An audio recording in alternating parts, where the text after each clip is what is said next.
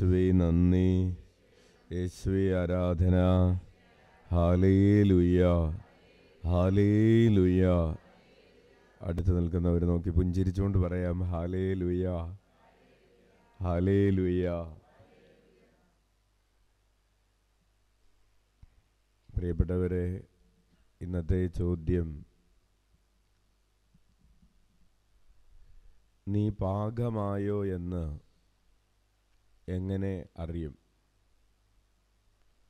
ചോദ്യം ആവർത്തിക്കാം, നീ പാകമായോ എന്ന് എങ്ങനെ അറിയും? കുറച്ചും കൂടി എളുപ്പത്തിൽ, വെന്തോ എന്ന് എങ്ങനെ അറിയും? നമ്മൾ ക്രിസ്തുമസിന് വേണ്ടിയിട്ടുള്ള വിഭവങ്ങൾ ഒക്കെ ഒരുക്കി തുടങ്ങിക്കൊണ്ടിരിക്കുന്ന സമയമാണ്. അപ്പോൾ ഇത് വെന്തോ എന്ന് എങ്ങനെ അറിയും എന്നതാണ് ചോദ്യം. ചോദ്യത്തിൻ്റെ പശ്ചാത്തലം ഇതാണ്. ദൈവത്തെക്കുറിച്ച് പ്രവാചകൻ പറയുകയാണ്, വെള്ളി ഉലയിൽ ശുദ്ധീകരിക്കുന്നവനെ പോലെ അവിടുന്ന് ഉപവിഷ്ടനാകും. വെള്ളി ഉലയിൽ ശുദ്ധീകരിക്കുന്നവനെ പോലെ അവിടുന്ന് ഉപവിഷ്ടനാകും. എങ്ങനെയാണ് വെള്ളി ഇത് ഉരുക്കിക്കൊണ്ടിരിക്കുമ്പോൾ ഇത് ക്ലിയറായി അതിൻ്റെ അഴുക്ക് മുഴുവൻ മാറി എന്ന് അറിയുന്നത്? നമ്മളാരും വെള്ളിപ്പണിക്കാരല്ല, എങ്കിലും നമുക്കറിയാം ചോറ് വെന്തോ എന്ന് നമ്മൾ നോക്കുന്നത് എങ്ങനെയാണ്, ഇറച്ചി വെന്തോ എന്ന് കുത്തി നോക്കുന്നത് എങ്ങനെയാണെന്ന് നമുക്കറിയാം. വെള്ളിയുടെ കാര്യത്തിൽ നമുക്ക് അത്ര തീർച്ചയില്ല. അപ്പോൾ വെള്ളി ഉലയിൽ ശുദ്ധീകരിക്കുന്നവനെ പോലെ ദൈവം ഉപവിഷ്ടനാകും. പ്രിയപ്പെട്ടവരെ, വെള്ളി ഇങ്ങനെ ഇളക്കിക്കൊണ്ടിരിക്കുമ്പോൾ ഇത് ക്ലിയറാണോ എന്നറിയാനായിട്ട് അത് ചെയ്യുന്ന ആളുകൾ, ശുദ്ധീകരിക്കുന്ന ആൾ ചെയ്യുന്നൊരു കാര്യമുണ്ട്. ഇതിനകത്തേക്ക് നോക്കും, ഉരുളിയിലേക്ക് നോക്കും.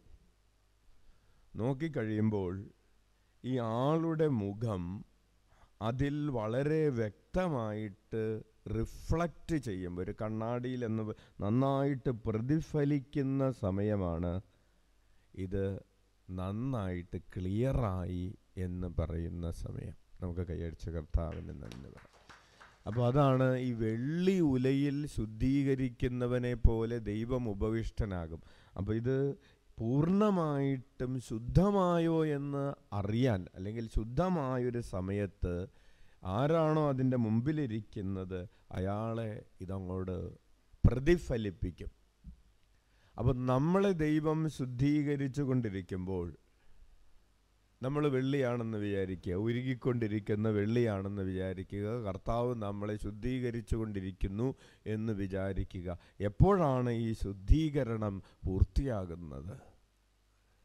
ദൈവം നമ്മളിലേക്ക് നോക്കുമ്പോൾ നമ്മളിൽ തൻ്റെ പ്രതിച്ഛായ കാണാൻ പറ്റുന്ന സമയമാണ് നമ്മൾ പൂർണ്ണമായിട്ടും ശുദ്ധീകരിക്കപ്പെട്ട സമയമെന്ന് പറയുന്നത്. അപ്പോൾ ഇന്ന് കർത്താവ് നമ്മളെ നോക്കുമ്പോൾ നമ്മളിൽ ആരുടെ പ്രതിച്ഛായയാണ് തെളിഞ്ഞു കാണുന്നത്? കുറച്ചൊക്കെ അവിടെ ഇവിടെയൊക്കെ കാണുന്നുണ്ട്. പൂർണ്ണമായിട്ട് അത് അങ്ങനെ തന്നെ തെളിഞ്ഞു കാണുന്ന ഒരു സമയമുണ്ടാകണം. അതിനു വേണ്ടിയിട്ടാണ് നമ്മൾ ഒരുങ്ങിക്കൊണ്ടിരിക്കുന്നത്. നമ്മൾ എപ്പോഴും പറയാറുള്ളത് പോലെ, പുൽക്കൂട്ടിൻ്റെ മുമ്പിൽ വന്ന് നിൽക്കുമ്പോൾ നമ്മൾ ഉണ്ണീശോയെ കാണുന്നു എന്നതിനേക്കാൾ ഉണ്ണീശോ നമ്മളെ കാണുകയാണ്, നമ്മളെ അളന്നു നോക്കുകയാണ്. അവിടെ നിന്ന് നമ്മെ അടിമുടി അളന്നു നോക്കിയിട്ട് നമ്മളിൽ എവിടെയെങ്കിലും അവൻ്റെ പ്രതിച്ഛായ ഉണ്ടോ എന്ന് മാത്രമല്ല, പൂർണ്ണമായിട്ടും അവൻ്റെ പ്രതിച്ഛായ നമ്മളിൽ ഇങ്ങനെ പതിഞ്ഞു കിടക്കുന്നുണ്ടോ എന്നാണ് അവിടെ നിന്ന് പരിശോധിക്കുന്നത്. അപ്പോൾ നമ്മളൊരു ഒരുക്കത്തിലാണ്. ഏതൊരുക്കത്തിൽ? നമ്മളിൽ ക്രിസ്തു പ്രതിഫലിക്കപ്പെടുന്നതിന് വേണ്ടിയിട്ടുള്ള പരിശ്രമത്തിലും കഠിനാധ്വാനത്തിലുമാണ്. ഉറക്കെ വിളിക്കാം, ഈശോയേ.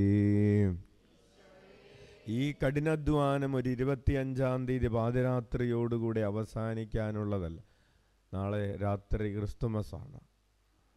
അതോടുകൂടി അവസാനിക്കാനുള്ളതല്ല ഈ വെള്ളിയുടെ ഉലയിലുള്ള ഈ ശുദ്ധീകരണം ഇത് തുടർച്ചയായിട്ടുള്ള ഒരു പ്രോസസ്സാണ്, തുടർന്ന് നടന്നുകൊണ്ടിരിക്കുന്ന ഒരു കാര്യമാണ്. ചില ആളുകൾ പറയും 25-ാം തീയതി ആയതോടുകൂടി ഒരുക്കങ്ങളൊക്കെ കഴിഞ്ഞു, ഇനി നൊയമ്പ് വിടാം. നമുക്ക് കണ്ണുകളടക്കാം. നമ്മുടെ അനുദിന ജീവിതത്തിൽ ക്രിസ്തുവിൻ്റെ പ്രതിച്ഛായ നമ്മളിൽ പ്രതിഫലിക്കപ്പെടുന്നതിന്, അത് പതിഞ്ഞു കിടക്കുന്നതിന് തടസ്സമായിട്ടുള്ള നമ്മുടെ പാപങ്ങൾ, നമ്മുടെ അശുദ്ധികൾ, നമ്മുടെ സ്വാർത്ഥതകൾ, നമ്മുടെ അഹങ്കാരങ്ങൾ, നമ്മുടെ പരിഭവങ്ങൾ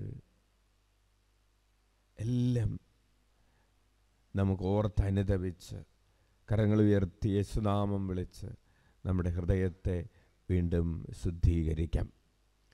ഈശോയേ,